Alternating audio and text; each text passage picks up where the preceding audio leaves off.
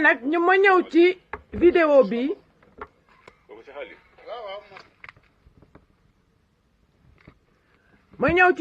bi paa bi nga xam ne nee na borom ñaari serpent yi nee na ku attaqué Macky Sall dina ko def ak moom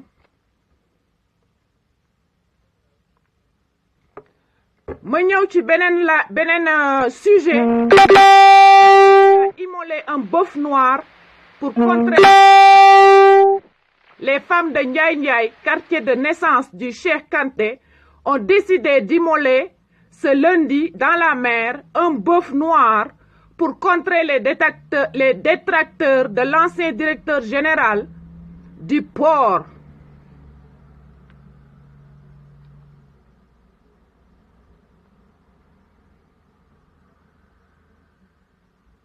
Après ma mujjee ci sujet yu mujj yi mooy prédiction yi waxaat leen li nga xam ne moo leen di dal c'est avant élection yi ak ci biir élection yi ma waxaat leen ko yéen.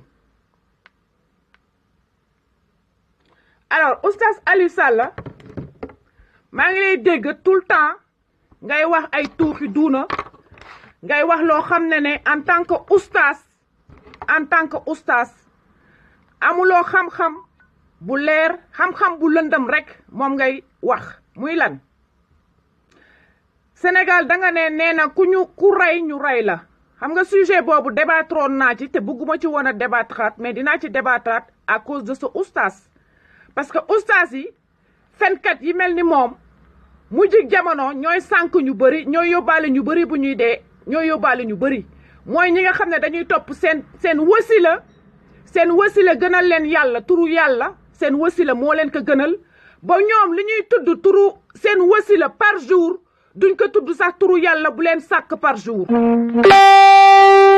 nee na ku rey yow tant que Ousmane oustaz Aliou Sall yàlla gis nga nit ki nga xam ne moo naan ku rey dañ la war a rey parce que toi tu portes le diable. Dieu, il n'a pas dit de tuer. Dieu, il a dit dans toutes les religions du monde, tu ne tueras point. Yow nak lool moy sa conseil. Boole ci nga naan les enfants de 9 ans, on doit les marier. Les filles de 9 ans, à partir de 9 ans, islam moko wax. Ñun xexuñu, man Abisis la wax, xexuma man pour combattre l'islam. Islam fi la juddu fekk ko fi lay débaye ko fi.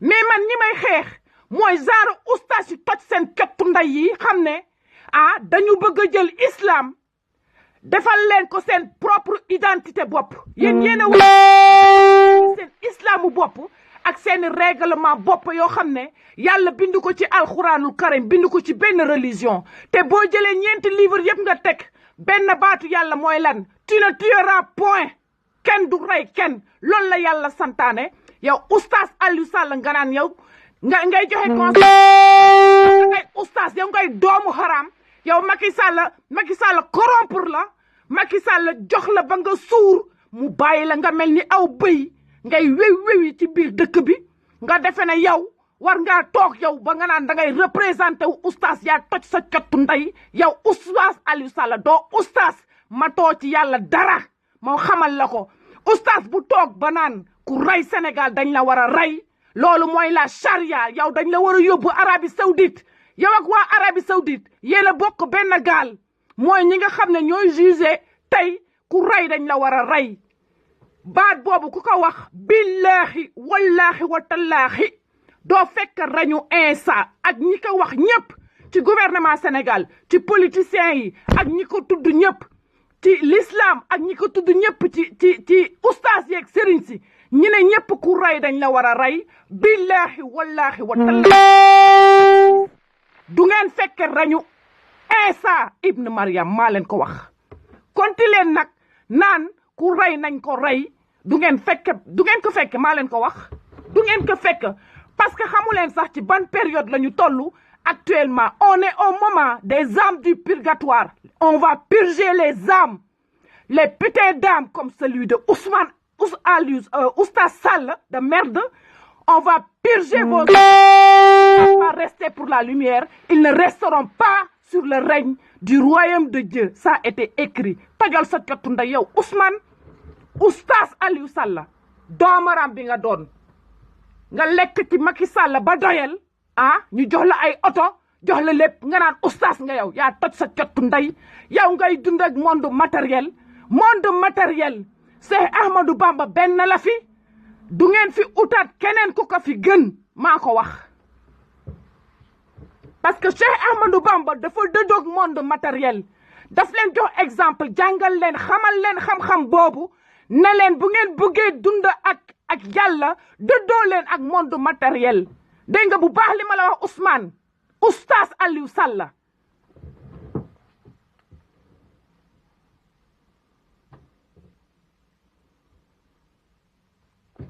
imam Massamba Diop nee na jullit du signer monogamie yow imam tu fais partie des faux imams yow dama lay sauter duma la wax les faux imams enfer rek moo leen di xaar enfer moo leen di xaar parce que imam fa ka yàlla tegu fa oustaz tegu fa xalif général tegu fa dara parce que yéen yëpp ay secte ngeen imam bu ñëw formé daayira secte nga oustaz bu ñëw formé daayira secte nga nekkoo ci yoonu yàlla maa ko wax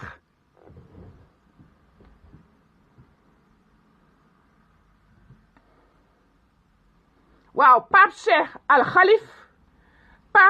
Khalif da ngeen di jël léegi seeni tur ngeen di ko cheikhal xal ngeen di ko cheikhunu ngeen di ko imaamu di ko xalifal te tudd leen sarab ndeyam seeni tur origine ngeen war a jëlaat parce que mérité wu leen ñu leen di wax ay imam ngeen wala ay sëriñ ngeen wala ay xalif yéen da ngeen a toj seen cottu ndey yéen ñëpp boobu ba léegi maa ngi leen di saaga tëralagu leen ma rayagu leen ma deewagu ma maa ngi nii di wax xalif nee na Baye Niass dafa interdit les femmes yuy zikkar xam nga lan mooy zikkar Cheikh Al Khalif xam nga lan mooy zikkar mooy tu loues Dieu par sa parole par le Dieu unique la parole du Dieu unique zikkar la louange à Dieu seul et unique ul huwallahu ahad an la ilaha illallah wa ashhadu anna yàlla kenn la dañ koy kennal moo tax waa kër Baay Faal yi di zikaral yàlla chaque jour di tudd baatu la ilaha illallah enseignement boobu moom la fi maam Cheikh Ibra Fall bàyyi dee leen zikaral yàlla dee leen loué yàlla kese bu leen loué sëriñ bu leen loué xalif bu leen loué imam bu leen loué kenn dee leen loué yàlla la louange est à Dieu seul et unique moo tax matu leen xalif jàngu leen amu leen xam-xam bi nii ci baatin nii ci yàlla li mu wax te muy waxu dëgg parce que dëgg mooy mujj te nit kuy wax dëgg kenn mënulu ko sarab ndeyam yéen ñooñu di xalif yi parce que xalif buy toog naan jigéen bi nga xam ne moo jaamu yàlla ba yàlla may ko mu war a jur ay wàlliw ay saint ay envoyé jigéen moom loolu ca yàlla sa cottu ndey yow Pape Khalifal Cheikh bi wax ne ne jigéen warul loué yàlla yaa toj sa cottu ndey yow tamit xalif bi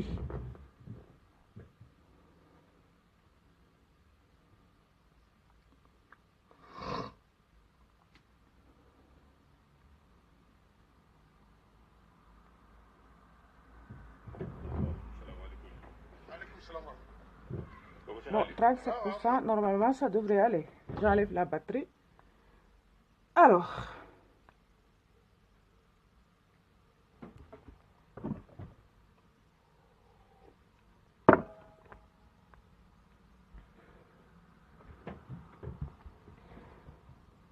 C'est le réseau. Réseau bi mooy yoot di ramper ndànk. Alors tey nag damay négocier ak moom au nom de Jésus-Christ ngeen bàyyi ma live parce que aw ma temps dafa am sama journée dafa chargé.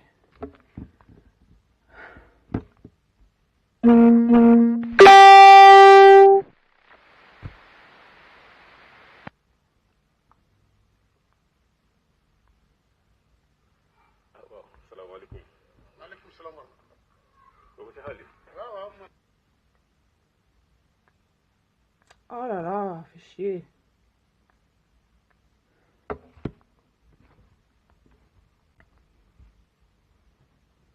Ne vous inquiétez pas, c'est le réseau borom paa bi lay waxal borom ñaari jaan yi nee na léegi day liggéey nee na léegi day liggéey pour ñi nga xam ne ñooy attaqué Macky Sall wala Cheikh Kanté ci réseaux sociaux yi ku ko attaqué rek dina gis abi nag dafa bëgg a gis li ngeen yor si seeni xuur yooyu ci xam-xam moom laa bëgg a testé ba xam testé seen testostérone ndax am ngeen vous êtes des hommes parmi les hommes de Dieu wala déet wala ay naafeq ngeen.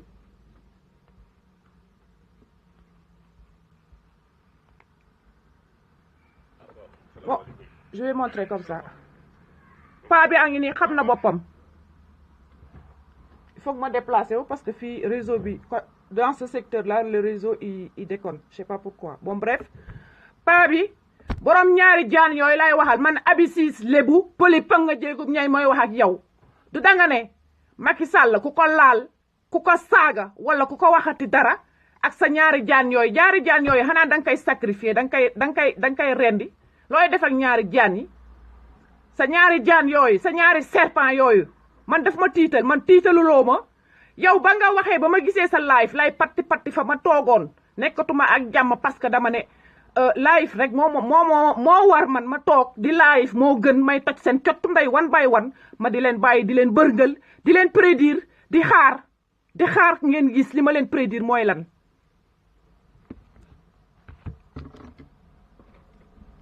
du danga ne am nga xam-xam paa bi yow man waxuma sax waxu Macky Sall mais yow laa wax yow paa bi borom jaan yi yow laay waxal man abisis le diable ki ñu naan le diable en Suisse fils de Satan ñu tudde ma tur yëpp yow laay waxal yow paa boobu ak sa ñaari jaan yooyu dinaa ko dugal si sa xuuru maam di ko sa bagaj ba mu saf sa cottu day jëleel boobu léegi boo paree na nga dem jël sa ñaari jaan nga dem liggéey abisis maa ngi tudd Ndeye Abi Ciss né le 17 février 1974 à Bargny Alimatu Seck mooy sama yaay ak May Ciss séeréer Saafeen lañu ak liggéey ak lébu liggéey maa ngi noonu jox naa la sama identité si zahir ak baatin loo man defal dinaa toj sa cottu ndey yow paa boobu ak sa ñaari jaan li nga xam ne fii lumière moo fi am xërëm amu fi sacrifice de sang amu fi sacrifice jaan amu fi sacrifice vache noire amu fi Sénégal da ngeen ko sacrifié vous avez tellement sacrifié d'animaux au Sénégal pour la magie noire que le peuple est devenu noir sombre avec des malédictions qui vont s'en suivre parce que malgré seeni nak yi ngeen rey saraxe malgré seeni xutba malgré seeni kurus ak seeni wirda Sénégal lumière amu fa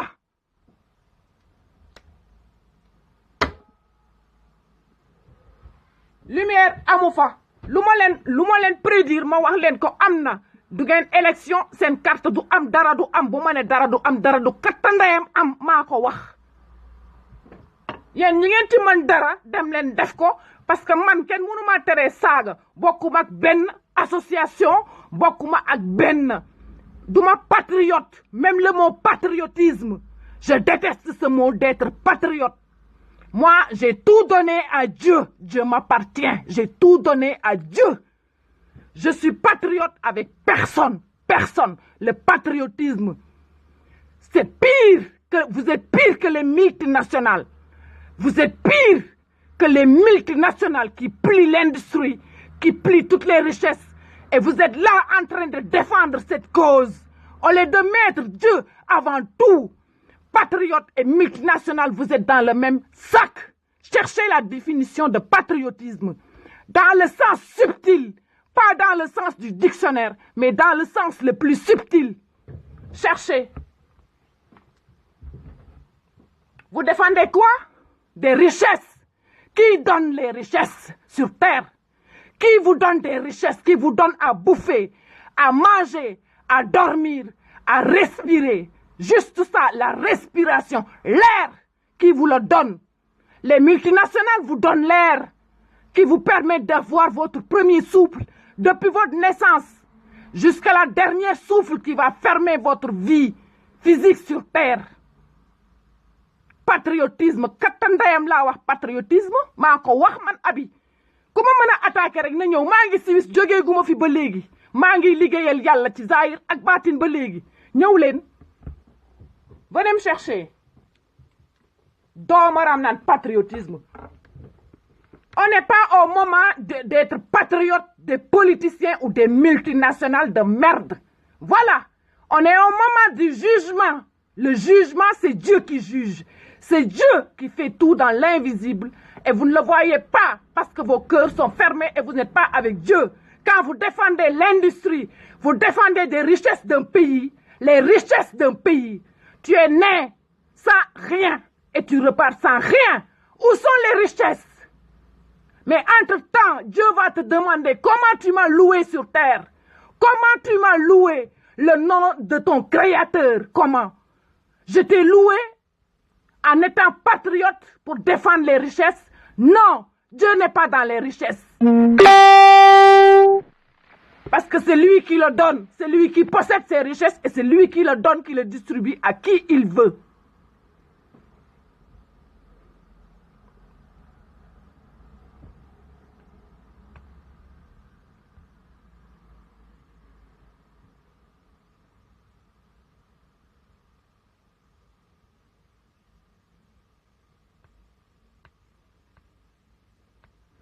Vous immolez des bœufs, vous immolez des animaux, vous sacrifiez du sang des animaux, pas pour faire venir la pluie. J'ai jamais entendu que vous avez fait un culte, au moins, pour essayer de voir ce qui est en vous, de demander la pluie. Mais non, vous immolez des bœufs pour vous battre contre le diable, la politique. C'est ça, hein? Ça va marcher, hein? Ça marche très bien. Ces sacrifices. Le Sénégal est un peuple perdu, des âmes perdues, c'est ça. Les âmes, quand ils sont perdus, ils vont que vers le chemin du diable, Satan. Les mamans, les ndiaye, les femmes ndiaye, c'est vous qui sacrifiez un bœuf. Vous sacrifiez du sang en tant que mère. Et pourtant la vache est sacrée. Mais cet enseignement, vous ne le savez pas, cet enseignement. Vous n'avez pas accès à ce savoir. Parce que vous, votre savoir, Sénégal, moi, lidjenti rek, lidjenti ak talal loxo, ak doul, ak fen, ak nafik.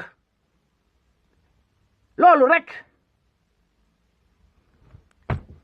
Xamna len bu baax, juddo ci yeen, magge ci yeen, yaro ci yeen, te nekkuma woon naafeq wala di dugg ci lu sama yoon nekkul tey nag la ma yàlla dugal ci lu sax loo xam ne sama yoon daf ci nekk moo tax may mbaw mbawi di mbaw mbawi Sénégal di mbaw mbawi France di mbaw mbawi Suisse di mbaw mbawi États-Unis fépp maa ngi koy mbaw mbawi du Macky Sall ngi nii dem Paris ah seeti ji sëtu Maam Cheikh Ibra Fall pour ñu xool taawu Maam Cheikh Ibra Fall bi ñu ne dafa dee ci 14-18 ñu suule ko Grèce ay duul la lan moo tax Macky Sall remettre cette question à jour aujourd'hui parce que dañ leen duul ba luñ leen duul ngeen gëm ko taxaw ne loolu duul woowu nag mooy dëgg ku ko war a teggi nag ngeen attaqué ko ma toj seen cottu ndey ci baatin rek ku ma mënal dara rek na def liggéey leen wirda leen tak leen nag wu ñuul bu ngeen ma mënee lafañal leen ma def leen lu leen neex def leen parce que xamu leen kan ngeen di attaqué du waxoon naa leen samay avant dernière live seeni suicide dina bëri oui ou non waxoon naa leen ko ñaati nit ñoo fi immolé wu ba Casamance ba jusqu'à maintenant ñaati nit ñooy dee parce que à chaque fois man bu ngeen ma attaqué ci baatin seen dëkk dina am lu fa am nee naa leen moomu leen seen bopp seeni rawxaan moomu leen ko yàlla moo leen moom ilif leen yor seeni rawxaan yi lu mu leen defloo moom la leen di defloo ci invisible mais yow la ñuy juger yow nit ki ci sa visible loolu ngeen war a xam muy puissance yàlla lépp lu ngeen ma def lépp lu ngeen wirde kurus one by one par perle au nom de Abyssis moi pour me descendre c'est votre peuple que Dieu va toucher parce que Dieu quand il touche il prend une personne il le touche et ça va affecter beaucoup tout un peuple Dieu est très subtil man dama xam yàlla seen cottu ndey sëriñ yu kattandayam yi imaam yu kattandayam yi ustaas yu kattandayam yi saaga naa leen yéen ñëpp dajaloo leen léegi nag ngeen fexeel abisis parce que saa yu ngeen ma fexeele rek Sénégal seeni tuuxi duuna dina gën a bëri ba léegi maa ngi leen koy mbambat te seeni suicide yi ngeen am nii du dara billahi wallahi du dara suicide yi ngeen am nii ay benn comp du dara xaar leen ba ñetti weer yi di ñëw ba ñu dugg ci 2019 bi ba décembre fii ba décembre ba ñu dugg ci 2019 bi di ngeen teg seen bët li ma leen wax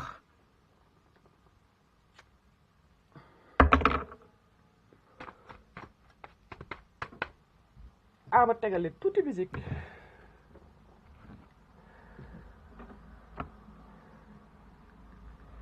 da ngeen di patriote nee naa leen one by one dinaa katt seen ndey one by one Macky Sall nag lu mu mën na ñëw mën na envoyé ay nerveux ak ay psychopathe ak ay psychothérapeute yëpp na ko envoyé ku ñëw ma katt sa ndey one by one nañ ma laal rek seet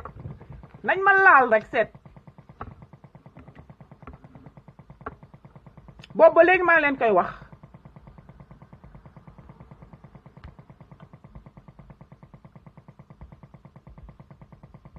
xam ngeen tëddoon naa fi ah ma ne leen man fa ma duggoon ca enfer di fa gis ay nit ak ña ma doon liggéey ak ña ka doon def ba ma leen ne Casamance du taxaw xool leen li am Casamance tey du man ngeen doon attaqué dabal dugg man ba gis leen ah ak seeni tenue rouge du seen chef sorcier bu tenue bu rouge bu katta ndeyam boobu dee na ah ñu tegaat ci yeneen i fan tega ñu ci de village xaw ma lan du man ngeen di laal leen continuer leen di laal abi man dañ may wan lépp ci baatin fii lay toog raw xaan yi di ma wan lépp ñi may attaqué du ma wax dara parce que dañ ne man toogal di nga gis te di nga dégg moo tax may toog di absenté wu lu bëri toog di xool li ma raw xaan yi di wax am na wala amul te am na Casamance ba ma tëddee ca fauteuil ba ah jour boobu benn live la depuis may live ba léegi benn comportement boobu posez-vous la question c'est pourquoi posez-vous la question pourquoi j'étais couché à terre et malgré je suis à terre j'ai parlé seen kettu ndey continuez à me toucher le peuple sera encore beaucoup plus touché et c'est simple jusqu'à ce que vous serez dans l'éveil de la conscience. Je ne parle pas de conscientisation, je vous parle de l'éveil spirituel qui est votre chemin de vie. C'est par la conscientisation. On parle d'éveil de la conscience vers le chemin de la spiritualité qui est notre chemin de vie. C'est ça qu'on vous parle. Avoir la liberté de la conscience, pas la liberté de parler, la liberté d'expression. Non, on parle de la liberté de conscience. Elle est libre pour sortir tout ce qui est dedans. Elle est libre, universelle. Freedom work. C'est de Nunday. Voilà. Moi, je me connais. Attaquez-moi, venez voir. Bobo Légui, tout va super bien. Je trouve du boulot pour moi. Je trouve du boulot pour tout le monde. Et tout ce que je demande, Dieu le trace. Voilà. C'est ça, moi, ma puissance. Munu len ma togal fen. Munu len ci man sarab ndayam. Ma man ci yeen dara parce que man ma len di bakku, di len prédire. Te limay wax muy am ci laayfeur yépp. Kan mo ci ànd ak Yàlla. Man duma wax politique, duma wax xaalis, duma tuddu ay Massamba Diop, ay ñeñ tur yor seeni tur. Si ça gémmeñ nga di leen lekk rek par la parole, j'ai pas que ça à faire.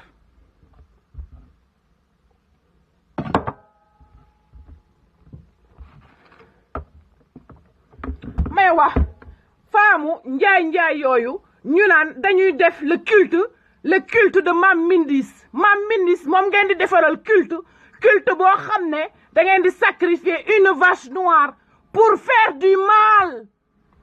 C'est pas pour la paix, c'est pas pour des choses justes, mais vous sacrifiez une vache noire pour le mal, même pas pour la paix, mais pour le mot détracteur, le mal. Vous voyez la subtilité des choses, de vos actes.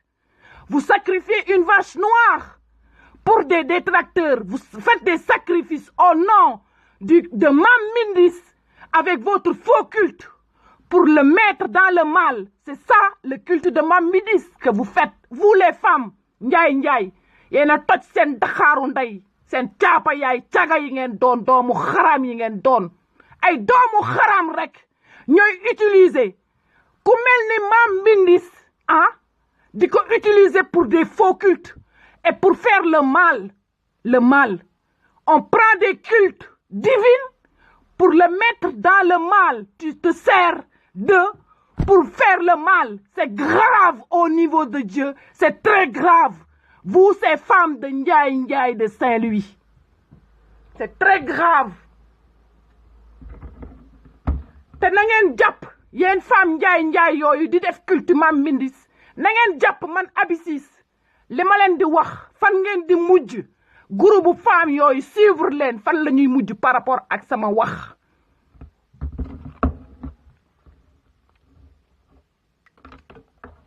Ay doomu ram. Vous prenez ce que Dieu vous a donné pour le mal, pour se servir, asservir ça pour faire le mal aux autres. Pas pour guérir quelqu'un qui est malade, handicapé. Pas pour louer Dieu. Pas pour donner une offrande à nos ancêtres, à ces êtres invisibles. Alors que les morts ne sont jamais morts, ils sont jamais partis. Ça, tout le monde le sait. Même les Occidentaux le savent.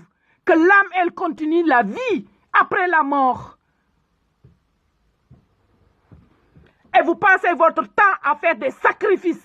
Depuis 1960, combien de vaches, combien de moutons, combien d'animaux, combien d'êtres humains, vous avez fait des sacrifices. Pas pour le bien, mais pour le mal.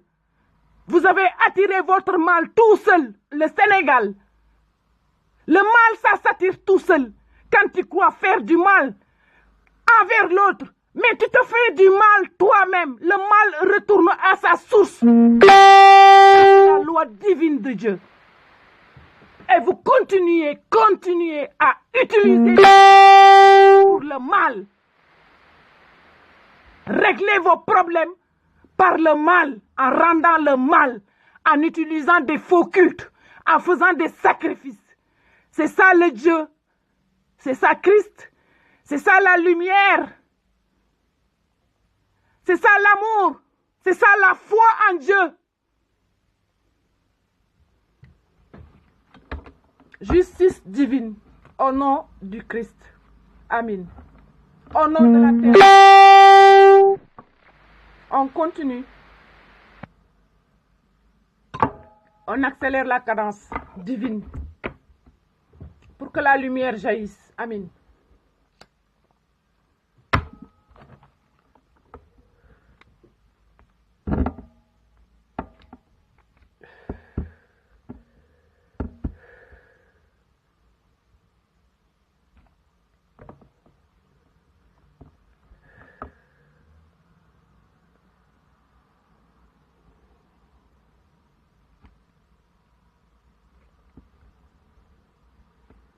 Les femmes de Ndiaye Ndiaye, quartier de naissance de Dr Kanté, ont décidé d'immoler ce lundi dans la mer un bœuf noir pour contrer des détracteurs de l'ancien directeur général du port.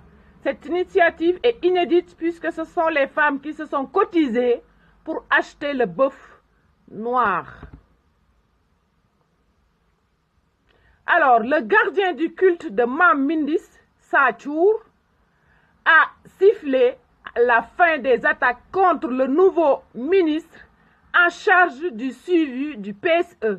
Le geste des femmes de Ndiaye Ndiaye signifie qu'il ne sera plus tolléré d'attaques gratuites contre le président Macky Sall et Dr Kanté.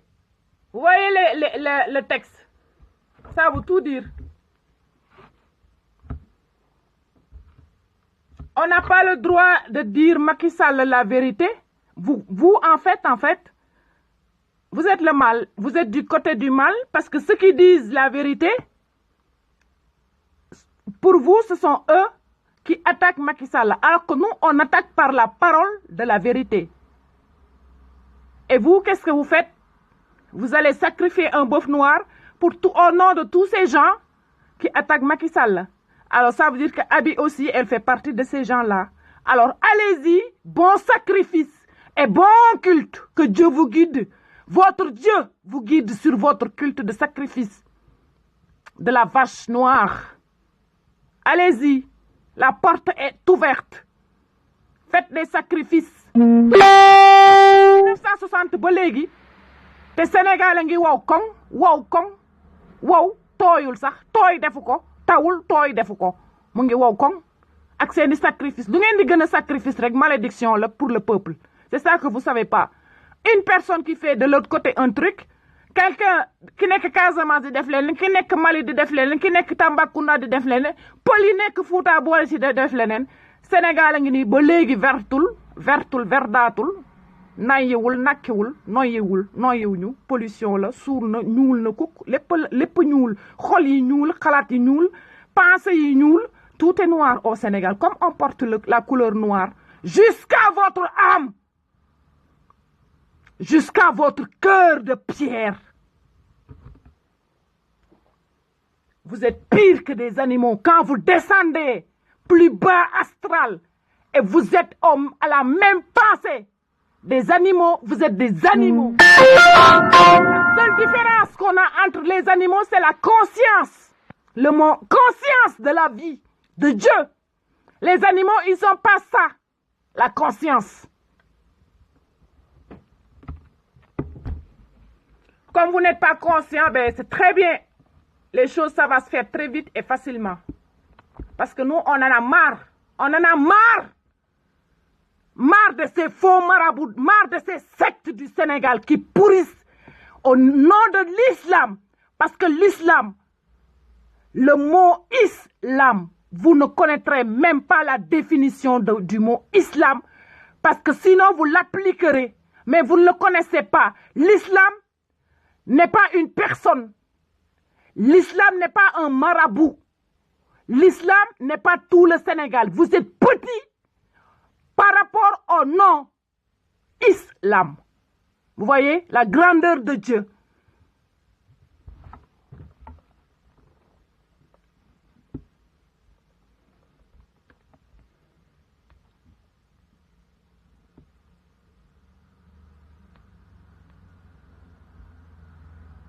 xaaral may leen tuuti musique après ma wax ci Macky Sall ak problème mu l'ONU bi muy duul di wax ak CEDEAO ma ñëw ci affaire l'ONU par rapport à France 24 ma may leen boobu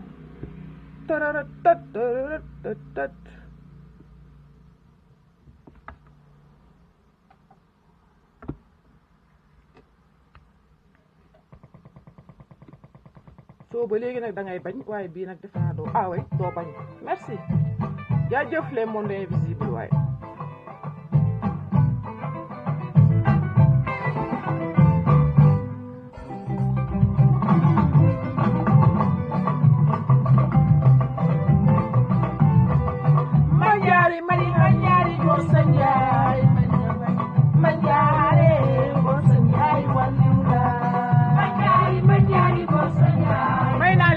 fancy.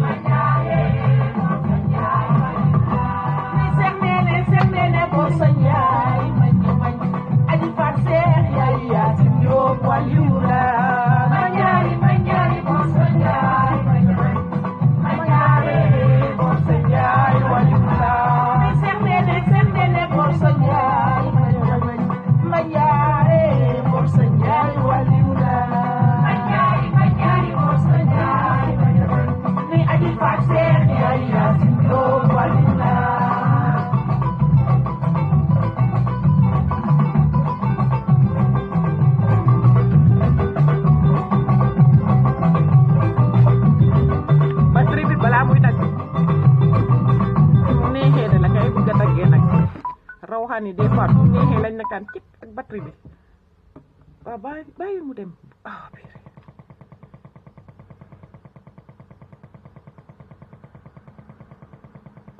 voilà jërëjëf léegi bàyyi mu dem ma ñaari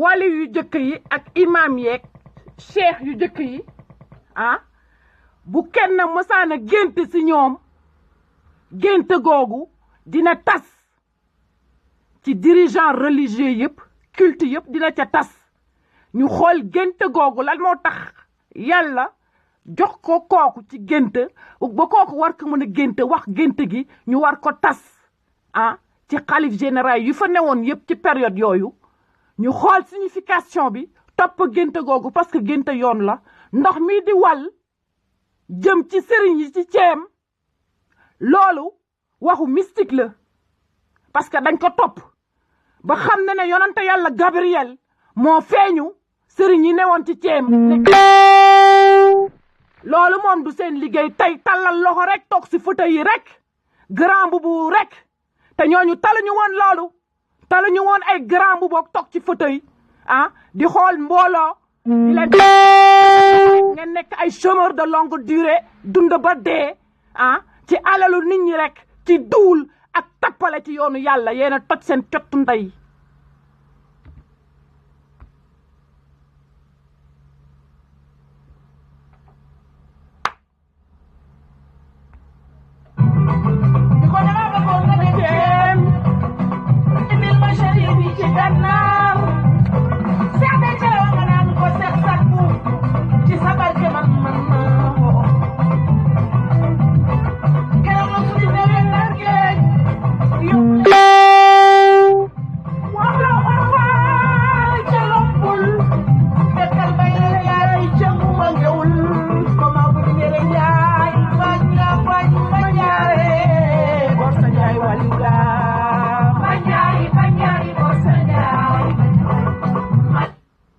yonent yëpp yonent boo fi gis bu ngeen fi mës a tudd yonent yàlla Gabriel moo leen feeñu raxas seen yaram ci zahir ak baatin jox leen xam-xam bi ak leer gi ndox mi di wal jëm ci sëriñ yi ci ceem ça veut dire yonent yàlla Gabriel mi feeñu Jésus feeñu Mohamed feeñu Bilal ibn Rabah feeñu toutes les autres prophètes soi-disant et saints c'est Gabriel vous comprenez Gabriel Jibril donc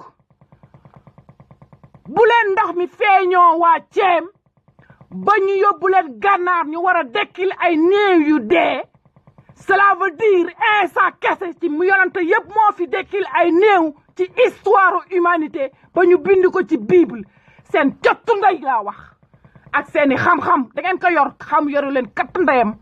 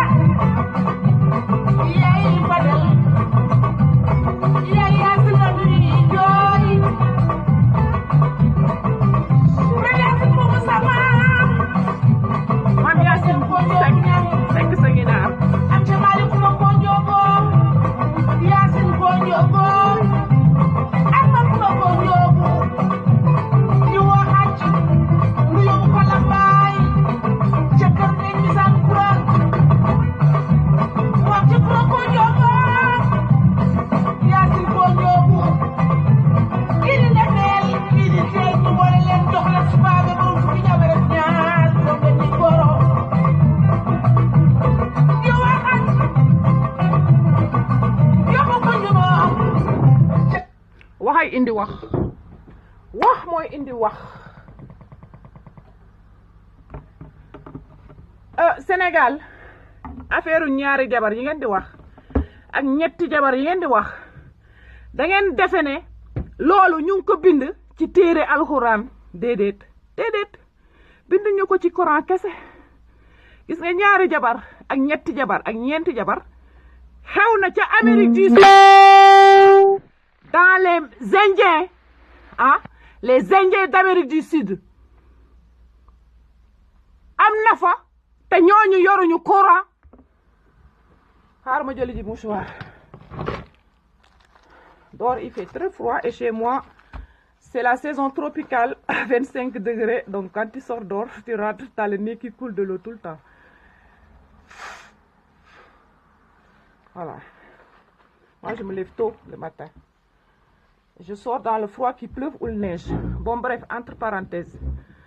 Da ngeen ne affaire ñaari jabar ak ñetti jabar mu ngi jóge ci prophète Mohammed parce que Mohammed dafa yoroon ñaar ñett ñeenti jabar yéen a ko wax de yéen a ko wax Sénégal yéen leen dañ ko bind ci téere alxuraan mais ma xamal leen ne Amérique du Sud le peuple amérindien d'Amérique du Sud dañu yoroon ay ñaar des gens spirituels dañu yoroon ay ñaar ñetti jabar te binduñu ko ci Coran te ñoom xamuñu lan mooy Coran donc duul yi seeni duul li ma leen di wax ne Coran ay duul la pour ñu perdre leen à la fin des temps mais vous êtes tous en perdition parce que cela se voit man li ñu ma wax buñ ne ma yàllaa ngi ni taxaw sax du ma ko gëm damay def koy seeti voilà nee nañ franc-maçon la nee nañ lépp la mais ma wax leen yàlla mi leen sàkk le Dieu unique qui a créé tout l'univers qui vous a créé entre vous et moi et tout ce qui tourne de nous, Dieu, ce Dieu-là,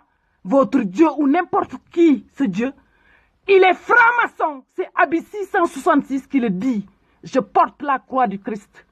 Moi, j'ai plusieurs identités. J'ai resté... On ne pourra pas me donner une identité. Parce que personne ne pourra me donner, moi, une identité. Je suis Abi tout simplement. 666, porteur de la croix du Christ, messagère universelle, qui est prédictrice. Personne ne me donnera une identité à moi. Et j'ai ma liberté de corps. Ajaratu Fat Seck mu nga deewee màkk lu ngeen ci xam ndax Ajaratu Fat Seck ba mu nekkee màkk fa la gaañoo wala lu ngeen ci xam temps yooyu dañ leen di tàggee rek wax leen dara rek ngeen gëm ko wëyaay yooyu rek dee ngeen di toog fàtte di ko bëññoontu gars yi bu ñu leen bëggee nax dinañ leen nax on vous a montré même chez les occidentaux on cache des gens on dit qu'ils sont morts et ils sont pas morts il y a des morts qui sont là. Il y a des morts physiques qui sont morts mais ils sont toujours là et ils vous écoutent ils vous entendent parce qu'on est tous dans les prophéties voilà xaaral ma bàyyi affaire bi balaa sama batterie bi di daggati voilà hop te ñu continuer waxtaan Macky Sall da nga ne l'ONU amul problème ak Sénégal l'ONU yàgg na am problème ak Sénégal l'ONU bu mu yàggee topp Sénégal du tey gis nga histoire Hissène Habré bi nga xam ne da ngeen ko jël héberger ko Sénégal boobu ba léegi ah yéen da ngeen a laaj ay millions le Sénégal gouvernement Sénégal laaj ay millions ñu jox leen ay millions ngeen lekk ka ba pare toog ci histoire Hissène Habré ah ce meurtrier là ce génocidaire là ce meurtrier que vous avez protégé au Sénégal l'ONU est sur le dos du Sénégal depuis 1960 même bien avant 1960 parce que l'ONU sait que le Messie annoncé sortira du Sénégal à la fin des temps qui était tellement proche pour eux et cet organisme s'est créé l'ONU. Regardez la date de la création de l'ONU. Il faut relier les liens, c'est comme un puzzle qu'il faut aller retourner en arrière loin dans l'histoire, le ramener aujourd'hui parce que tout est lié depuis le début jusqu'à aujourd'hui. Alors, bonne l'ONU, Macky Sall, bonne l'ONU, hein, n'est sur le dos du Sénégal sur beaucoup d'affaires. L'affaire de Karim Wade est trop petit pour l'ONU ou Khalifa Sall ou qui que ce soit. Il y a autre chose de beaucoup plus grand que ces gens-là. Voilà, la grandeur de Dieu dépasse ces gens-là. C'est pour ça l'ONU, ils ont tout leur temps. Mais toi, Macky Sall, tu n'as plus le temps. C'est ça ton problème. Ton temps, tu l'as plus. Nous, on connaît ton temps, là où ça s'arrête. On est prêt, on est patient. Dieu nous apprend une vertu qu'on appelle la patience dans les épreuves dures et la maîtrise. Mais toi, ton temps, tu l'as plus, Macky Sall.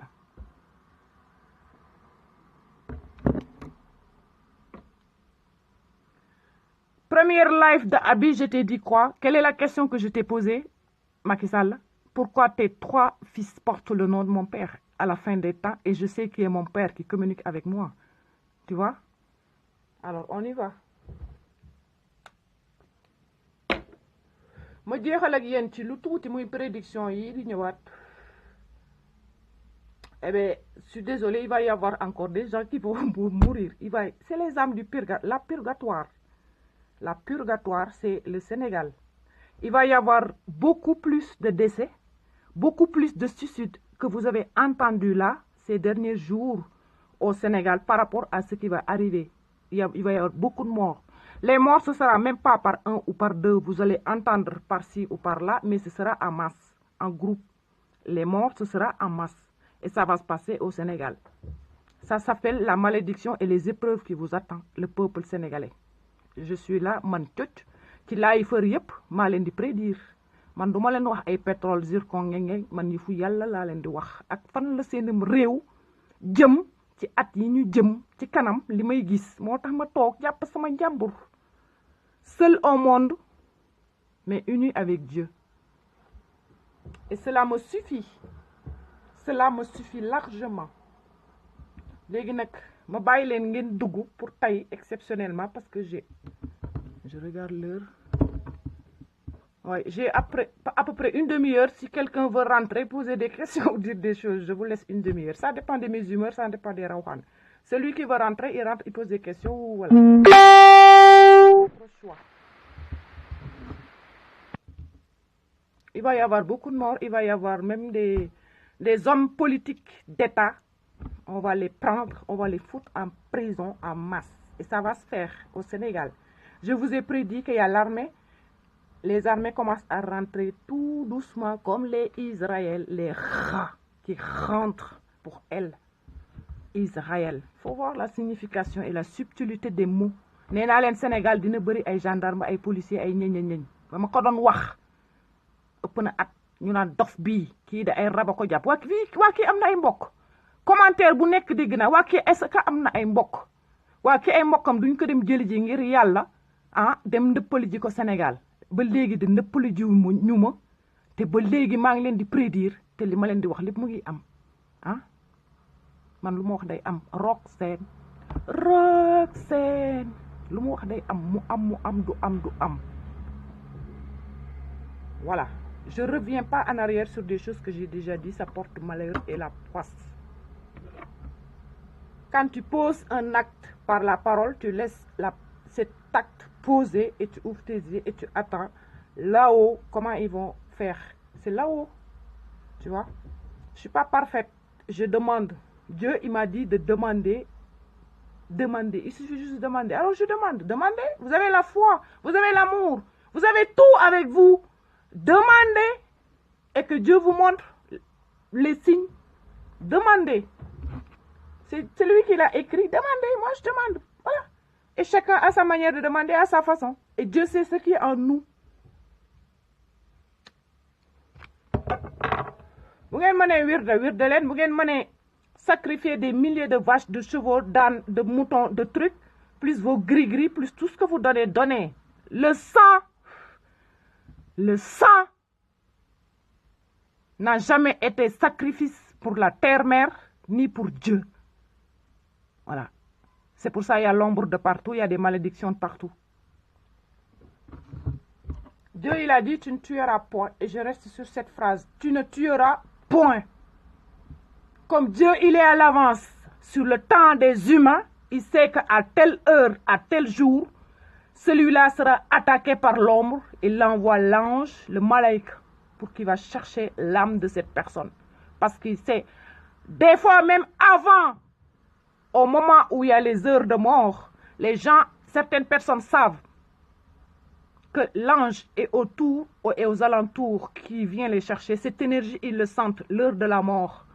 Parce que c'est l'ange qui tourne autour, il est présent depuis que Dieu lui a dit d'être présent à côté de cette âme parce qu'il sera attaqué par l'ombre. Alors, allez me chercher son âme. Dieu, il est en avance dans notre temps. Si vous estompez l'ombre, Dieu ne tue personne. Avant, les gens vivaient jusqu'à demander de repartir parce qu'ils ont fini leur mission, 500, 600 ans, 400 ans de vie. Et pourtant, rien n'a changé. Il n'y a que les âmes et les mentalités et les cœurs de pierre. Transformez vos cœurs de pierre en chair, ou en coton, ou en lin, ou tout ce que vous voulez de doux, d'amour. Transformez vos cœurs de pierre.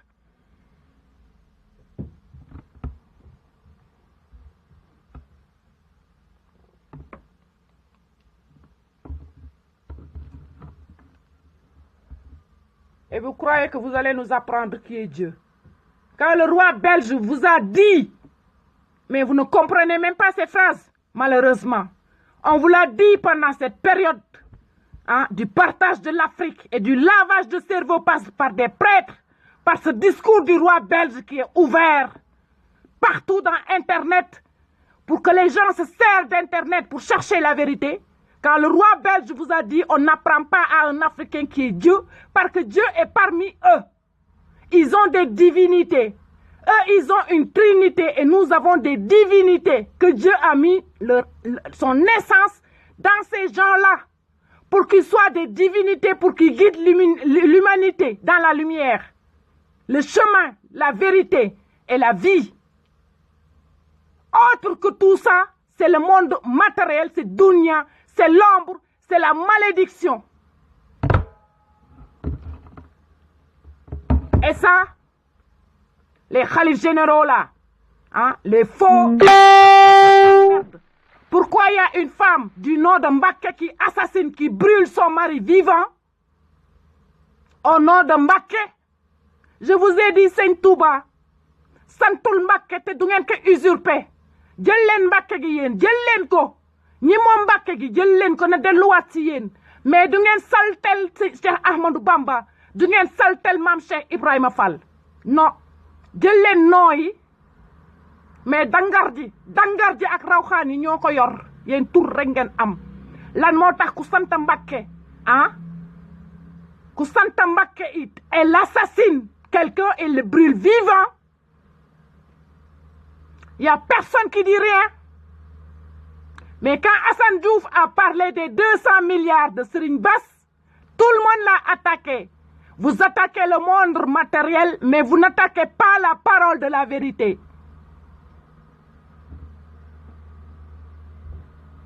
Yéen a ko santaloo Mbacké usurpé Serigne Touba Mbacké ngeen jëlal ko seen bokk bëgg ka siwal ci àdduna ne Mbacké la sant Serigne Touba du ngeen ko saltel du ma sa salte parce que dafa jëf loo xam ne mu naan la jihaatan akbar mooy lan accueillir les tubaab leur montrer que dans mon âme mon cœur tout mon corps je ne crois que à ulhuwallahu ahad yàlla kenn la kenn du ma usurpé du ngeen ma jàll ñoo am lu leen neex seen période ci tubaab yi bon Sénégal tey mu mel ni Rwanda mais bëgguñu ko dañu ko xeex parce que xam nañ ne Isa si ñoom yàlla bi ñu doon wax bi tubaab yi doon wër ci ñoom la bokk ñu xeex ko mu jaral ko mu génne xeex ko ñëwaat def leen ni moom dënnu leen ak monde matériel dënnoo leen ak monde matériel ngeen mel ni Cheikh Ahmadou Bamba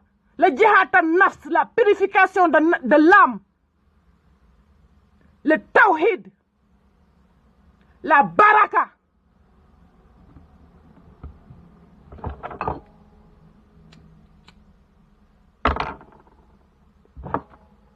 ngeen di toog di tàllal loxo rek di grand boubou rek di mbooloo rek di duul rek te du ngeen wax dara ci yàlla dara du ngeen ko wax ci yàlla mais fa ngeen di toog di wax ci Baye Niass lii Baye Niass li mu def Maam Cheikh li mu def kii li mu def mais yow ton âme qu'est-ce qu'elle fait pour Dieu ton âme elle fait quoi pour Dieu parler des autres non prendre sur les autres ce qu'ils nous ont laissé comme enseignement prendre sur les autres et continuer leur lutte continuer leur chemin. Le Sénégal, il ne serait pas comme ça si vous avez passé sur leurs pieds à eux. Ou ils ne veulent pas de la corruption. Ou ils ne veulent pas vendre leur âme au diable pour le monde matériel que l'Occidental a entré chez nous, a voulu nous faire corrompre par nos pensées. C'est ça qu'ils ont su à l'avance, parce qu'eux, ils voient les choses à l'avance. Comme moi, je vois les choses à l'avance. Avant que quelqu'un vienne me rendre visite, les Rawhan me disent déjà quelqu'un va venir chez moi. et qui doit venir me chercher aussi par rapport à cette mission. Faites votre travail comme Cheikh Ahmadou Bamba l'a laissé comme marque indélébile, indélébile. La pureté dans l'âme, dans les pensées de nos aduna dunia. C'est la malédiction de tout le Sénégal, le peuple. Dara weexagul, dara tooyagul, dara vertagul Sénégal, dara baaxul, dara, nada. Vous êtes tous dans le haram, des pensées haram, des actes haram. Jusqu'à Akiruzaman, vous continuez votre incrédibilité avec vos cœurs de pierre. Et vous croyez que comme ça, le Sénégal va avancer. Mais non, c'est Dieu qui vous fracasse. La sourate de la fracas. Vous vous rappelez de cette sourate? Rappelez-vous de ces mots dedans, la fracas, ou les sols qui se déchirent. Tout ça, c'est écrit dans votre Coran. Et vous le voyez, c'est le sol qui se déchire. Après, c'est la fracas. Bientôt.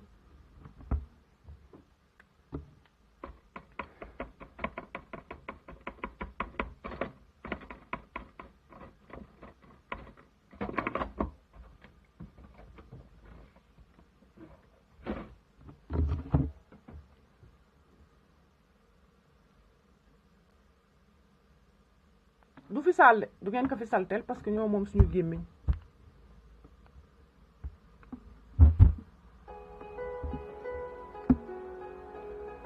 da ngeen jaay doomaram rek du da ngeen ne ay sëriñ ngeen du da ngeen ne ay imam ngeen ah da ngeen di jaay doomaram rek ñun ngeen koy digaaleel génération bi ngeen koy digaaleel parce que ñun yàlla dañu may chance dañoo jàng olof jàng xam leen ba pare ñëw dugg ci livre tubaab yi gëstu xam suñu dëgg bopp jël ko nag toog si lem suñu goon toog si nag di attaqué nag ku ñu neex di attaqué ku ñu neex laa wax man Aby Ciss may attaqué ku ma neex ku mu neex nag na ma attaqué parce que man Poli Pangalaat dama am ay feem lañ ma jàngal boo xam ne attaque bu ngeen ma attaqué si sama téléphone bi du ma jaar si sarab ndeyam du ma tere génne wax sigem Suisse gii laay génne fii dem di fi course ku ma bëgg a tegal la ba tar xiisal la ba mu sax sap te doo ubbi sa gat di waxatuma keneen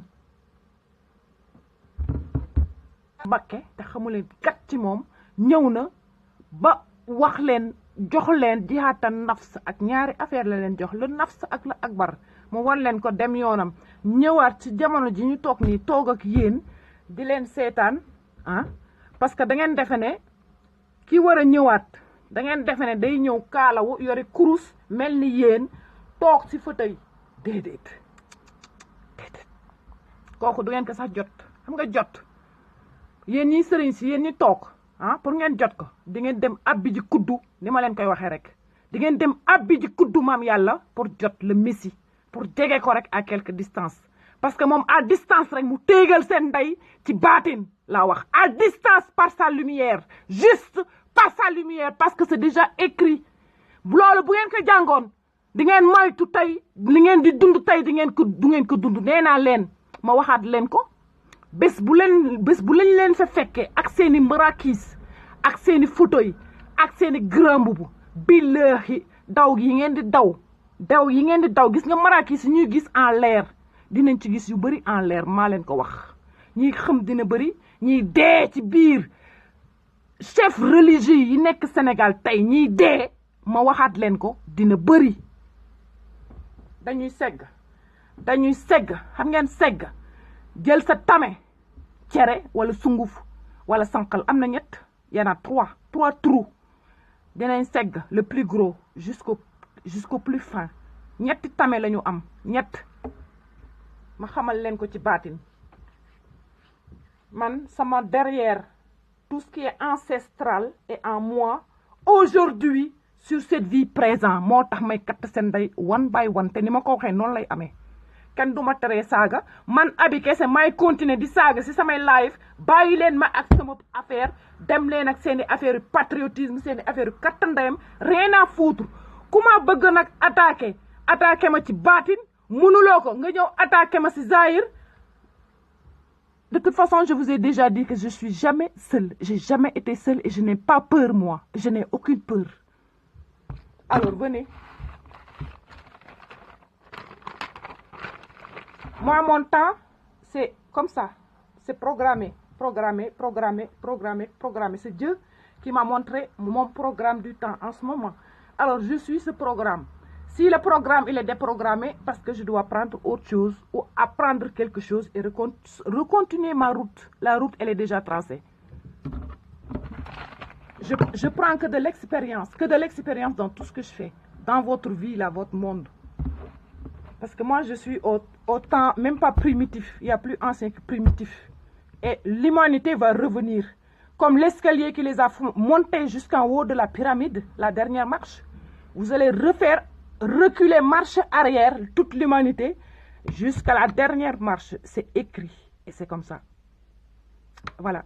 Ceux qui ont construit les pyramides jusqu'en haut, ils sont descendus quand même par terre. Ils sont descendus sur terre. Toutes les pyramides construites dans toute la terre-mère, ils sont tous redescendus en bas quand ils ont fini. Même les planètes, les astres, ils rétrogradent. Rétrograde, c'est revenir en arrière.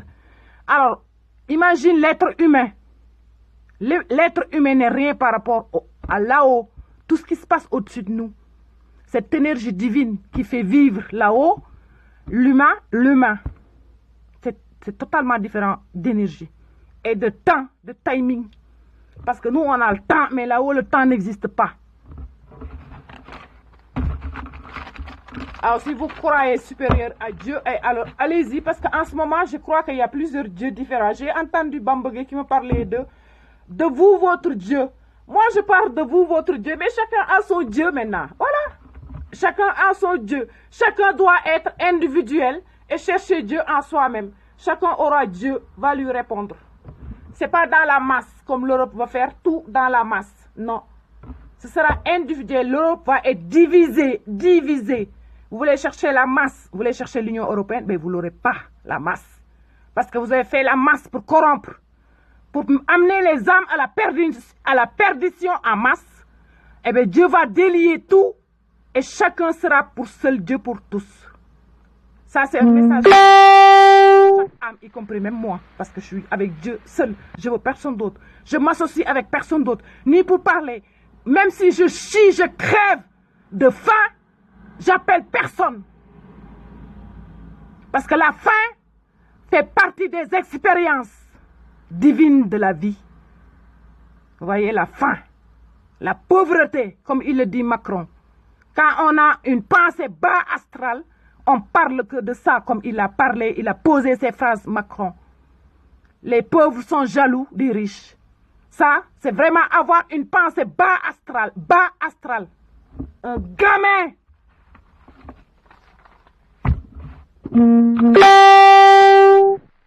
Parce que la richesse est une épreuve, la pauvreté est une épreuve. Être dans l'ombre est une épreuve. Être dans la lumière aussi est une épreuve. Vous voyez, tout est épreuve dans la vie. Tout est épreuve. Et on juge les épreuves, on les pointe du doigt. Toi qui pointes du doigt, ils sont en épreuve. Quand ils finissent leur épreuve, ce sera votre tour. Chacun son tour parmi les épreuves. Même la richesse est une épreuve. Vous le voyez, les gens riches ne partagent pas. Ils ne divisent pas leur richesse pour être égal au même niveau que les autres. Non, il faut toujours le pouvoir, la supériorité parmi les riches. Vous voyez? Alors que la richesse et la pauvreté, chaque chose est une épreuve pour chaque âme sur terre. C'est ça que vous voulez comprendre. La vérité, le mensonge, l'ombre, la lumière, le jour, la nuit, tout est en deux. Deux. Même la terre est en deux. Un chemin aller, un chemin retour. On est sur le chemin retour. Vous voulez quoi encore? 3? Non, c'est 2. 1, 7, 2. 2. 1 jeu. 2 fois. 7. 14. 14 morceaux d'Osiris. Tout est lié. Et Dieu qui a créé le monde en 6 jours. Après le jugement, il sera en paix sur son royaume. Ça, c'est le paradis le 7e jour, où Dieu sera sur son fauteuil. Oui, c'est écrit. Alors, vous avez le savoir, vous. Vous avez le savoir, vous, les marabouts. Vous, les faux marabouts, les faux sorciers. Restez purs. Restez avec votre foi pure et demandez par votre foi. Cherchez pas recours à quelqu'un d'autre. Parce que ce jour-là où Dieu prendra votre âme en jugement, vos pensées, vos paroles et vos actes, c'est pas cette âme que vous avez cherché un recours ou un calife général qui va vous ouvrir les portes du paradis. Quel mensonge, quel lavage de cerveau. C'est pour ça que vous êtes tous en masse parmi ces sectes de confrérie au Sénégal. Parce que vous croyez que c'est eux qui vont ouvrir la porte. Eux-mêmes seront jugés par Dieu. Parce qu'ils étaient en mission ici sur terre. Et il y a une autre chose que je voulais souligner. Ils ont sorti un papier, soi-disant que Mame Cheikh Ibrahima Fall, il a reçu la Légion d'honneur du chevalier noir du mérite par la France. Mame Cheikh Ibrahima Fall ne connaît pas les papiers. Il n'a jamais reçu de papier de sa propre main, ni signé de sa propre main. Ça, c'est un gros mensonge. Mame Cheikh Ibrahima Fall, il est le chevalier de l'Apocalypse. Alors, lequel des 3 chevaux apocalyptiques avec leur couleur porte Mame Cheikh Ibrahima Fall? En plus, vous les Français, vous même les chevaux de nos ancêtres qui ont fait la guerre avec vous, des chevaux qui sont mystiques,